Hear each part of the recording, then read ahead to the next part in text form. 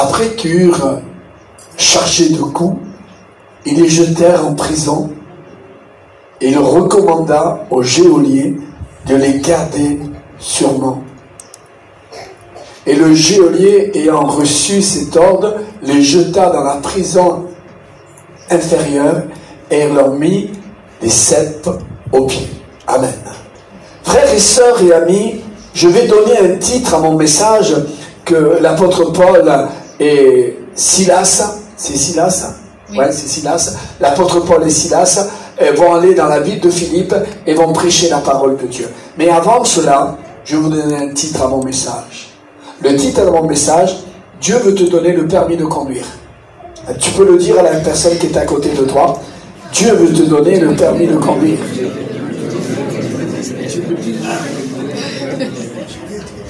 Mais, le permis de conduire pour que tu puisses arriver au ciel, mais il y a une condition. Il veut te donner le permis pour que tu puisses arriver au ciel, mais il y a une condition. Il te dit, ne touche pas le volant. Amen, amen. Amen. Ne touche pas le volant. Laisse-moi conduire ta vie. Laisse-moi conduire ta vie. Je change de micro. Laisse-moi conduire ta vie. Et là, frères et sœurs, l'apôtre Paul, Saint Paul, pour les catholiques, les protestants, Saint Paul, et Silas, ils vont aller dans une ville qui s'appelle Philippe. Ils vont aller dans cette ville, mais dans cette ville, ils prêchent l'évangile. Ils prêchent l'évangile. Ils parlent de Jésus-Christ. Ils convertissent des personnes. Mais là, comme c'est eux qui ne conduisent pas le volant de leur vie, Dieu les conduit. Et où Dieu les conduit? Où c'est que Dieu veut te conduire? De parler à celui que tu ne t'entends pas trop. Moi, j'habite pas loin, moi, j'habite juste derrière cet immeuble. Et j'ai des voisins qui sont sympas. Vraiment, je m'entends avec eux. Mais j'ai des voisins qui ont un caractère difficile. Et parfois, le volant de Dieu me conduit vers les voisins qui ont mauvais caractère, qui ne s'entendent pas avec moi. Moi, je veux parler quand je suis dans mon jardin, que je m'assois, je veux parler avec les gens que je m'entends. Mais parfois, je croise des gens qui ne s'entendent pas avec moi. Et le volant de Dieu me conduit vers eux, pour que je leur parle de l'amour de Jésus. Amen. Pour que je leur parle de Jésus. Ne va pas simplement, Dieu ne te conduit pas simplement vers les gens que tu t'entends bien. Oh, tu sais, mon cousin tel, mais je m'entends bien avec lui. Tu sais, le frère tel, je m'entends bien avec lui. Et c'est pour cela que ce matin, l'Église a permis, et notre Église est conduite par Dieu. Amen. C'est pour cela que Dieu a permis qu'on puisse manger qu'on puisse boire le café ensemble. Parce que peut-être avec toi, je parle rarement. Et peut-être ton caractère et mon caractère ne s'entendent pas trop. Et peut-être toi et moi, on ne fait pas la volonté de Dieu. Et nous sommes appelés à faire la volonté de Dieu. Alors le volant de Dieu, on a le permis, mais le volant de Dieu peut nous conduire vers les choses qui ne nous plaisent pas, pour que nous puissions glorifier le Seigneur. C'est là qu'il faut que tu glorifies le Seigneur. Si on parle à ceux qui nous parlent, ben, qu'est-ce qu'on fait d'extraordinaire? Mais parlons à ceux, peut-être qu'on a un petit froid ensemble. Et le froid ne glorifie pas le Seigneur. Parce que Dieu a de l'humour. Hein. Vous savez, Dieu a de l'humour. Je ne m'entends pas avec la sœur, je ne m'entends pas avec le frère. Nous partons, le retour du Seigneur arrive. On part tous dans le ciel. Et Jésus va dire, je m'en vais vous préparer une place dans le ciel. Il y a mon appartement qui est là, ma maison qui est là. Il y avait le frère et la sœur que je ne m'entends pas. Elle est ma première voisine. J'ai qu'à ouvrir ma porte. Et elle ouvre sa porte et nous on se voit. Mais on ne s'est pas entendu sur la terre. On ne s'est pas entendu sur la terre. Frères et sœurs, ça ne peut pas arriver comme ça. Le volant de Dieu nous conduit vers les personnes que nous ne entendons pas. L'apôtre Paul et Silas avaient prêché dans la ville de Philippe. Ils avaient prêché, ils avaient travaillé. Ils ont fait tout ce qu'il fallait faire. On rentre à la maison, on se prend un petit appartement, on se prend un petit hôtel. On a fait ce qu'il fallait. Hein? On a fait ce qu'il fallait. Maintenant, c'est bien, mais le volant de Dieu les a conduits ailleurs. Un pasteur, un jour, il fait des analyses. Prise de sang, analyse. Et là, frères et sœurs, on voit qu'il a quelque chose. Il rentre à l'hôpital. Et quand il rentre à l'hôpital, c'est la direction de Dieu, l'omniscience de Dieu, l'omnipotence, l'omniprésence. Ce que Dieu fait. Il est à l'hôpital là-bas. On lui prend encore des prises de sang. Le docteur vient faire des analyses encore. Mais il y a une infirmière qui est là. Une infirmière qui est là. Qui a besoin du Seigneur. Lui, il ne le sait pas. Mais le Seigneur le sait. Que dans tes connaissances, dans ta famille, même dans ton foyer, peut-être nous avons un petit garçon, une petite fille, qui a besoin que tu parles un peu plus avec elle. Que tu parles un peu plus avec lui. Peut-être ta fille, ton garçon, a des problèmes, mais tu ne parles jamais avec lui. Tu ne prends jamais le temps de prendre du temps, de parler un peu avec ton garçon, avec ta fille. Et tu ne le sais pas qu'il a des problèmes. Prends du temps. Laisse-toi conduire par Dieu. Et là, frères et sœurs, ce docteur est là, et il sympathise avec cette femme. Il sympathise. Et elle se convertit. Elle donne son cœur au Seigneur. Et là, les analyses arrivent, les résultats arrivent. Il faut que le pasteur n'a rien dans son corps. Mais Dieu l'avait dirigé, Dieu l'avait conduit. Oh, de te conduire dans ton travail. Dans ton travail, tu dois témoigner, tu dois parler. Tu dois te laisser conduire par Dieu. Pourtant, ce jeune homme, cette jeune fille, je n'ai pas envie de lui parler. Mais Dieu te dirige vers ce jeune homme, cette jeune fille. Il m'est arrivé un jour d'aller à l'hôpital avec ma femme et de parler à une infirmière. Docteur, pardon. Je rentre avec ma femme dans son cabinet, je rentre, et quand je rentre, j'ai l'Esprit de Dieu, comme vous. Je la regarde, elle est déprimée. Elle est docteur. Elle est déprimée.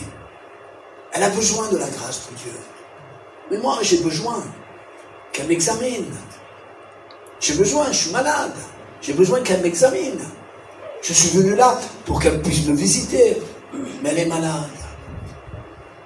Le Seigneur me conduit vers cette malade, ce docteur. Et là, je lui parle de Jésus-Christ. Je lui parle comme nous devons parler du Fils de Dieu.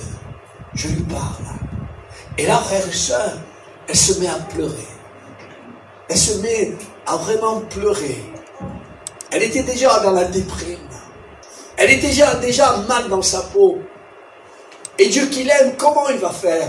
Mais de prendre un de ses enfants et les conduire à cette personne qui est mal. Dans tes connaissances.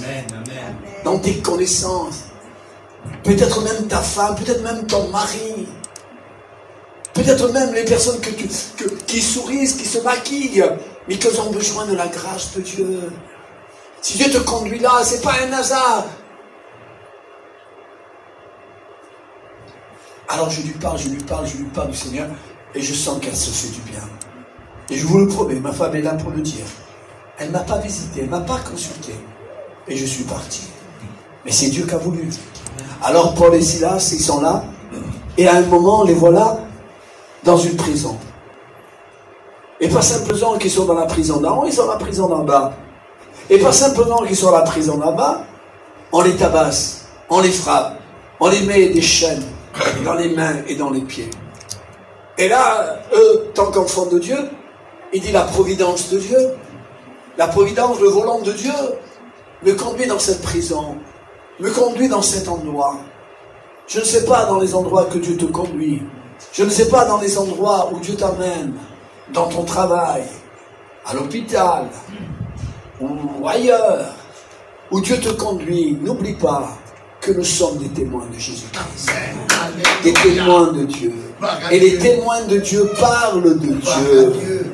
Les témoins de Dieu parlent de Dieu. Et leurs frères et sœurs, ils sont là-bas. Ils ne savent pas. Parfois, nous ne savons pas tout. Nous n'avons pas le discernement des discernements. Mais parfois, nous ne savons pas tout. Mais Dieu sait tout. Amen, amen, amen.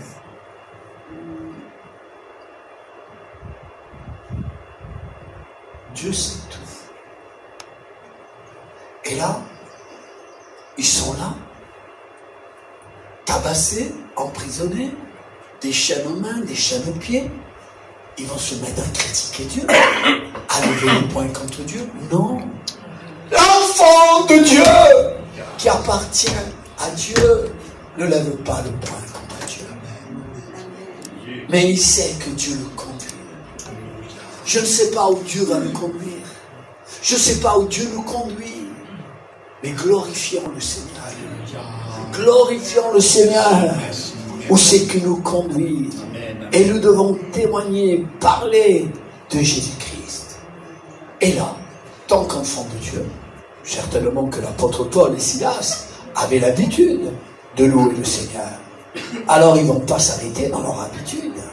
Que l'épreuve, que les moments difficiles ne nous arrêtent pas dans notre épreuve.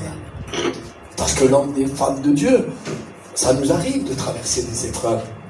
Et là, frères et sœurs, ils se mettent à chanter des cantiques. Comme on a chanté ce matin. Chanter des cantiques. Louer le Seigneur. Chanter des cantiques. Louer le Seigneur. Il y avait une toxicomane, mais notoire. Une toxicomane, une fille qui était vraiment... se prostituait presque. Elle ne se prostituait pas, mais elle se prostituait presque pour la drogue et ceci, cela. Et elle habitait juste en haut de l'église de New York. Juste en haut, l'appartement d'en haut. Et tous les dimanches, elle rentrait, le samedi soir, elle rentrait une épave, parce qu'elle faisait tous les bars, elle faisait toutes les boîtes de nuit. Et elle rentrait comme une épave. Elle rentrait là, et elle se couchait. Mais elle ne pouvait pas se coucher, parce que l'église en bas chantait les louanges de Dieu. Remercier Dieu, et louer Dieu. Et elle entendait ça, mais que j'en ai marre.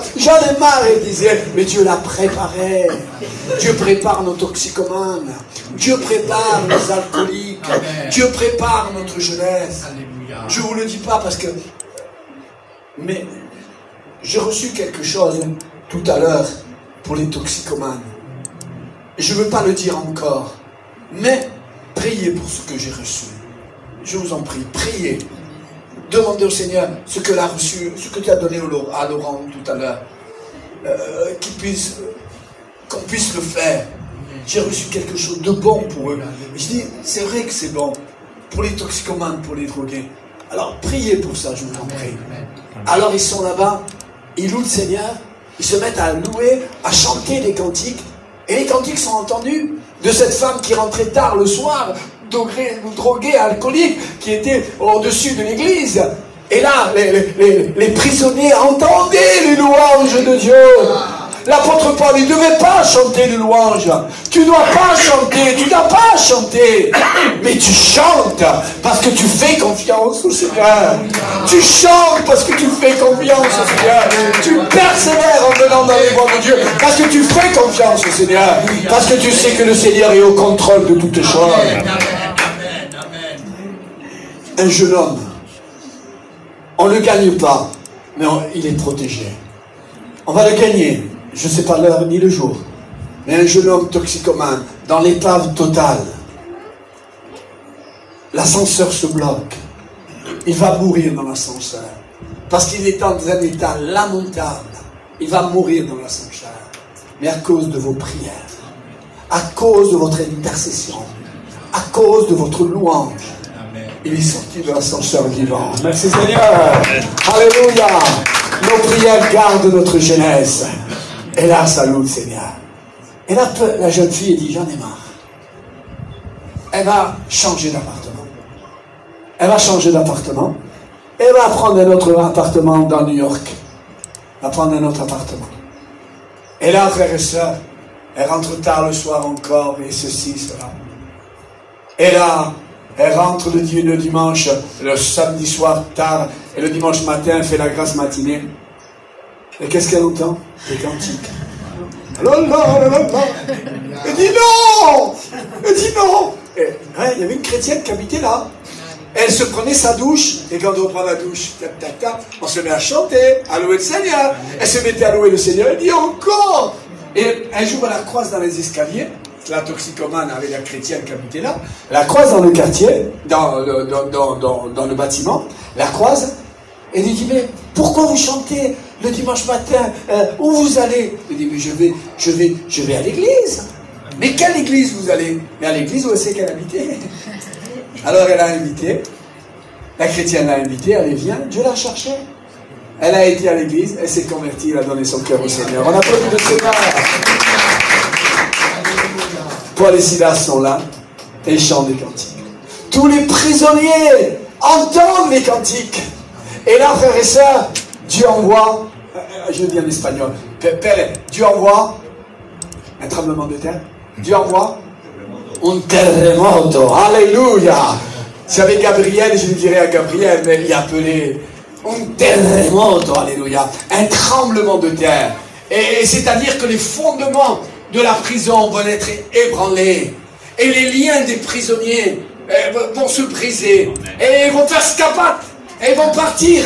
Mais non, ils ne vont pas partir en direction du monde. Ils vont partir en direction du Seigneur. Parce que nos drogués, nos alcooliques, notre vie a besoin d'aller vers le Seigneur.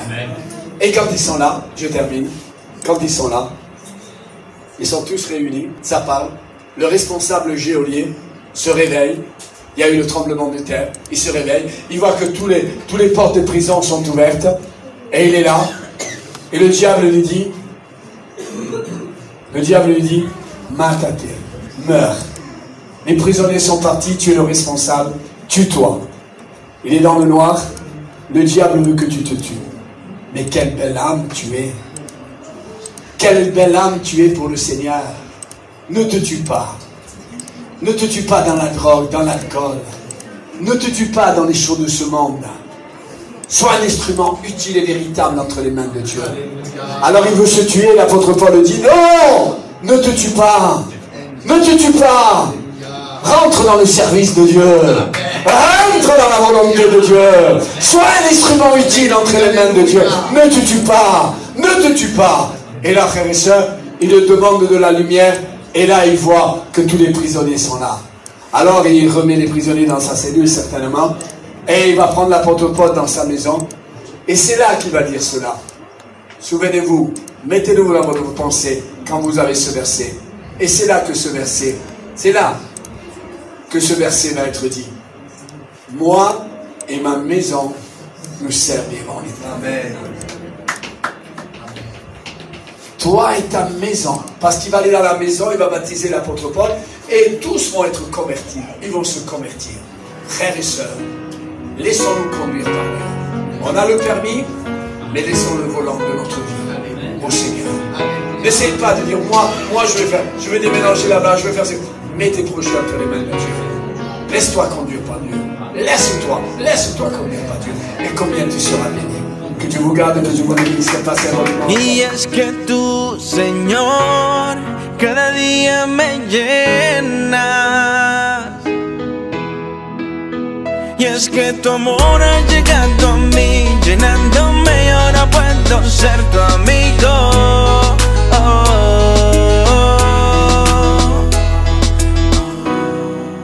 Jesús te amo, Jesús te amo, y cada día quiero más, y cada día quiero más de ti, de ti, de ti. Yo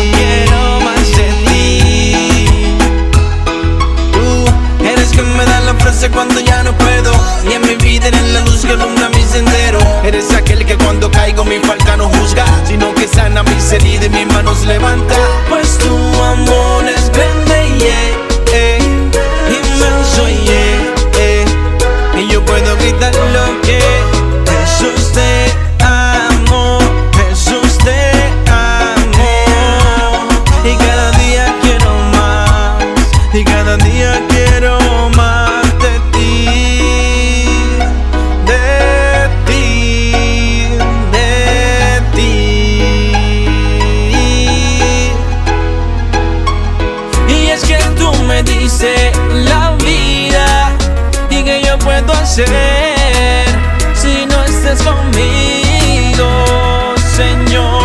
Y es que tú, Señor, cada día me llena.